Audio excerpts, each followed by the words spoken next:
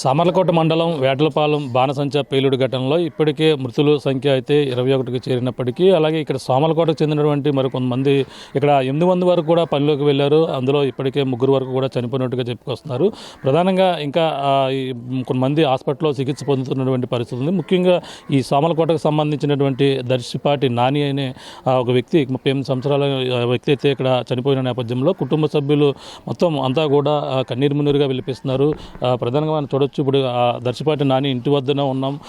ఈ యొక్క ఇప్పటికే ఆయనకు సంబంధించిన అంత్యక్రియలు కూడా పూర్తయినటువంటి పరిస్థితి ఉంది. ఈ నేపథ్యంలో ఆ కుటుంబ సభ్యులు ఇప్పటికే నాయకులు వచ్చారు, పరామర్శించినటువంటి పరిస్థితి ఉంది. అలాగే 2 ఆడపిల్లలు ఉన్నారు. అలాగే మా భార్య ఇప్పుడు ఇద్దరు కూడా ఒంటరిని చేసి వెళ్ళిపోయారంటూ కూడా కన్నీరు మున్నీరుగా విలిపిస్తున్నటువంటి పరిస్థితి ఉంది.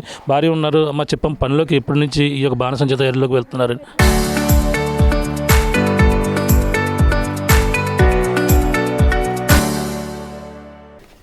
వెళ్తున్నారండి, ఒక 5 సంవత్సరాల నుంచి వెళ్తారండి.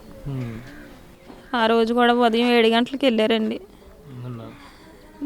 నిన్నండి ఉదయం 7 గంటలకు వెళ్తే మధ్యాహ్నంకి వార్త వచ్చింది. ఇలాగ ఏమైందో మాకు తెలియదండి. ఇక్కడ మొత్తం అక్కడ బాణసంచదాన్ని ఎన్ని సంవత్సరాల నుంచి పనిచేస్తున్నారు? ఇప్పుడు మొన్న ఉదయం వెళ్ళేటప్పుడు చివరిసారిగా మాట్లాడారు. మధ్యాహ్నం భోజనానికి ఏమైనా వచ్చారు అక్కడికి?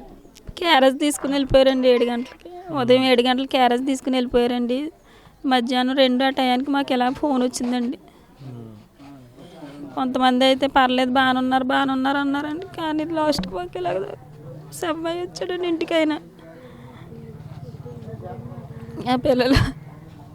నా పిల్లల పరిస్థితి నా పరిస్థితి ఇలా ఉందండి. నేనేం మాట్లాడలేనండి. ఇంకా చూస్తున్నాం పిల్లలు అప్పుడే వీళ్ళు చిన్న పిల్లలు, ఆడపిల్లలు, 2 ఆడపిల్లలతో కూడా తను ఏ విధంగా ఉండాలంటూ కూడా కన్నీటి పరివర్తనం అవుతుంది. అలాగే చిన్నపిల్లలు 2 కూడా వాళ్ళంతా కూడా హృదయ విదారకర ఘటన. వీళ్ళంతా కూడా రోదనలు అయితే మిన్నంటున్నారు. ప్రతి ఒక్కరు కూడా కంటతడి పెట్టినటువంటి పరిస్థితి అయితే ఇక్కడ కనపడుతుంది. ఏమవుతారు నాని? ఏమవుతారమ్మా మీకు? సొంత బావ.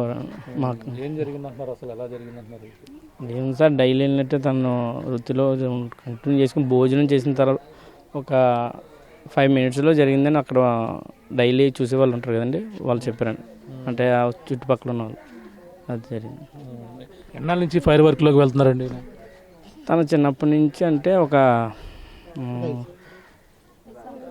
5 సంవత్సరాల వయసు నుంచి నార్మల్గా ఉన్నప్పుడు వేరేగా వర్క్ వెళ్ళేవారండి. తర్వాత 5 ఇయర్స్ నుంచి అలా వెళ్తున్నారు. అమ్మగారండి. చూడొచ్చు, నాని దర్శిపాటి నాని తల్లి ఉన్నారు. మాట్లాడే ప్రయత్నం చేద్దామా. చెప్పమ్మా నాని, మీకు ఎంతమంది పిల్లలమ్మా? ముగ్గురు. పాప 2 బాబులండి. ఈ పెద్దోడండి నాని, పెద్ద కుమారుడు కాయకోటికెళ్ళి చచ్చిపోయాడమ్మా. మాకు మాట అందలేదమ్మా. నా ఇల్లు అందించే కొడుకమ్మా, నా పెద్ద కొడుకమ్మా, నా కొడుకు. ఇక్కడ హృదయ విదారకర ఘటన అయితే ప్రధానం చెప్పాలి. ఏమవుతారు మా నాని? మేనమా సార్. చెప్పండి. అయితే ఏంటంటే ఎవరి కాళ్ళు ఏ రోజుకి ఆ రోజు కష్టపడుకుని 600-500 తెచ్చుకుని ఉంటున్నారు. సంపాదించుకునే వాళ్ళు కోట్లు సంపాదించుకున్నారు లైసెన్స్లు తెచ్చుకొని. ఆ లైసెన్స్ ఇచ్చిన వాళ్ళు ఎవరండి? రాజకీయ నాయకులే. ఎవరేం కాదండి. రాజకీయ నాయకులు సపోర్ట్ లేకపోతే ఎవరేం చేయలేం. కాకపోతే ఏంటంటే ఈ రోజు నేను చనిపోయిన తర్వాత దీనికి సపోర్ట్ ఎవరు చేయాలండి? అదే రాజకీయ నాయకులు చేయాలి. నీకు లైసెన్స్ ఎలాగైతే ఇచ్చారో అలాగే నీకు సపోర్ట్ చేసేవాళ్ళు, నీ కుటుంబం నాశనం అయిపోయింది కాబట్టి అది సపోర్ట్ చేసేవాళ్ళు కూడా రాజకీయ నాయకులే చేయాలండి. ఇవాళ నువ్వు అవ్వచ్చు, లేకపోతే ఇంకోటి అవ్వచ్చు, ఆడకాత ఇంకోటి అవ్వచ్చు, ఆడకాత ఇంకోటి అవ్వచ్చు. ఎప్పుడు మనమే భూమి మీద ఉండిపోం అనుకోమండి. అలాగే కుటుంబ సభ్యులందరూ కూడా కన్నీటి పర్వతం అవుతున్నారు. ప్రధానంగా ఇక్కడ అందరూ కూడా అంటే అన్ని విధాలు కూడా ఆదుకోవాలంటూ కూడా కన్నీటి పర్వతం అవుతున్నారు. ప్రధానంగా నాని గత 5 సంవత్సరాల నుంచి కూడా ఈ యొక్క ఫైర్ వర్క్లోనే చేస్తున్నారు. ఇక్కడ సంబంధించిన వారు ఉన్నారు, మాట్లాడే ప్రయత్నం చేద్దాం. ఈ సామర్లకోట సంబంధించిన వాళ్ళు ఎంతమంది ఉన్నారండి ఈ ఘటనలో? ఈ సామర్లకోట పట్టణంలో నిన్న వేటలపాలెం గ్రామంలో మరి ఏదైతే మందుగుడి సామాగ్రి తయారు చేయడానికి ఇక్కడ నుంచి నిన్న వేటలపాలెం గ్రామంలో 8 మంది వెళ్ళడం జరిగిందండి.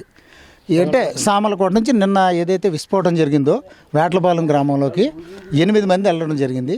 8 మంది వెళ్తే నిన్న సుమారు 2 గంటల సమయంలో ఎక్కడికి కూడా విస్ఫోటం వినిపించింది. మేమేమనుకున్నామంటే ఈ చుట్టుపక్కల వాళ్ళు ఈ పక్కన ఎవరన్నా ఏదన్నా మందుగుడి సామాగ్రికి పేల్చుకుంటున్నారేమో, ఏదైనా కార్యక్రమాలు అయితే అలా ఆనవాయితీ ఇది. ఏ కార్యక్రమాలు ఇప్పుడు ఏది జరిగినా సరే మందుగుడి సామాను పేల్చడం అలా అనుకున్నాం. కానీ ఒక పావు గంటలో మళ్ళీ మాకు సెల్లలో మందుగుడి సామాగ్రి పేలిందని చెప్పడంలో మేము అందరం అక్కడ హోటాహోటీని వెళ్ళడం జరిగింది. వెళ్తే మేము వెళ్ళేటప్పటికే ఈ డెడ్ బాడీలు అన్నీ అక్కడ చేల్లోనూ కాలువలోనూ అక్కడ మీరు చూశారు గుట్టలుగా పడి ఉండడం జరిగింది. మరి ఆ టైంలో మరి ఇక్కడ నుంచి సామలకోట నుంచి వెళ్ళిన దర్శిపేట నాని కానివ్వండి, ఏడిదే సంపత్ కుమార్ ఇద్దరు అక్కడ చనిపోయారని మాకు రూఢీ అయింది. రూఢీ అయిన తర్వాత ఉన్న వాళ్ళందరినీ 21 బాడీలు అక్కడ ట్రేస్ అవ్వడం జరిగింది. ఉన్న 9 మందిని సామలకోట గవర్నమెంట్ హాస్పిటల్ కొంతమంది, వేటలపాలెం కొంతమందిని, కాకినాడ జీజీహెచ్కి కొంతమందిని పంపించడం, అందరినీ మళ్ళీ ఆఖరికి కాకినాడ తీసుకొస్తే రాత్రి కాకినాడలో 9 మందికి ట్రీట్మెంట్ జరుగుతుండగా తెల్లవారుజాముని దర్శిపేట లోవరాజు కూడా చనిపోవడం జరిగింది. అతను కూడా ఇందాక మరి తీసుకొచ్చి ఇక్కడ ఖననం చేయడం జరిగింది. ప్రస్తుతానికి సామలకోట పట్టణంలో 3 చనిపోవడం జరిగింది. అంటే ఇక మిగిలిన వారి పరిస్థితి ఎలా ఉందన్నారు? అంటే 8 మంది వరకు కూడా వెళ్ళారన్నారు, వాళ్ళ పరిస్థితి ఎలా ఉంది? వెళ్ళాము అంటే మేము ఏంటంటే డాక్టర్లతోటి మాట్లాడగలుగుతాము. జరిగిన సంఘటన అయితే చాలా దురదృష్టకరం. అది ఎలా జరిగింది అనేది ప్రభుత్వ యంత్రాంగం నిన్న చంద్రబాబు నాయుడు గారు చాలా సీరియస్గా మాట్లాడడం జరిగింది. ఏదైతే అక్కడ ఫ్యాక్టరీలో తయారు చేయడానికి లైసెన్స్ 8 మందితో తీసుకుని సుమారు 30 మంది వరకు నిన్న జరిగింది. కాబట్టి ఎవరైతే పర్మిషన్ ఇచ్చారో ఆర్డీఓని కానివ్వండి, మరి డిఎస్పీ గారిని కానివ్వండి, ఫైర్ ఆఫీసర్ని కానివ్వండి, లేబర్ ఆఫీసర్ని కానీ స్పాట్లో సస్పెండ్ చేయడం జరిగింది. చేసి కుటుంబాన్ని మరి పరామర్శించిన తర్వాత డిప్యూటీ సీఎం గారు స్పందించి వెంటనే వీళ్ళందరి కుటుంబాలకి ముందుగా ఆర్థిక సహాయం చేయాలి, వారు చాలా చిన్న కుటుంబాలు అనేసి నిన్నే చంద్రబాబు నాయుడు గారు, పవన్ కళ్యాణ్ గారు 20 లక్షల ఎక్స్గ్రేషన్ ప్రకటించడం.